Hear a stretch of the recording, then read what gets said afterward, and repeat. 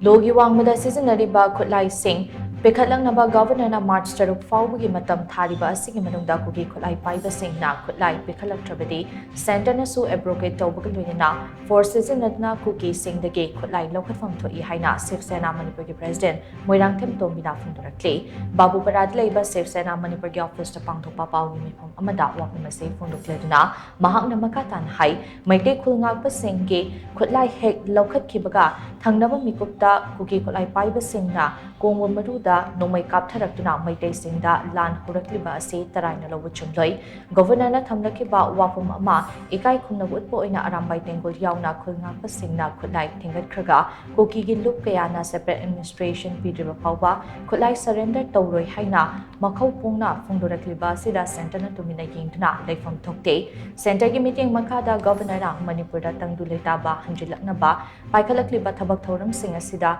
Khurau Thanghaliba Kuki Lalhoba Sing Asiga Shijinnariba Soo Abrogate Toubaga Makoi adu terrorist ni HAINA Lauthokpagi matam yaure Separate Administration Pidriba PHAOBA Lan Tawgani Hairiba Se Government of India da Singnabane Fibam Asida Government of India na Tumina Leithokpa Chumloi Tampakta Lo Chatna Haliba Asiga Chakmanana Chingda Su Chatna Hanbiyo Haina Su Bahana Makatana Phongdoke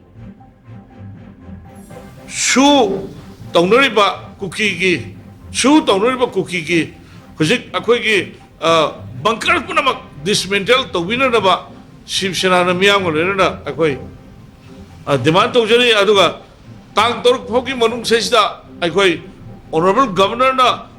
Ani Shuboina Akoi Arm Summit Town of P says that Kuki militants Singi Makutaleba Arms Punamak Summit Togdava Targati forcibly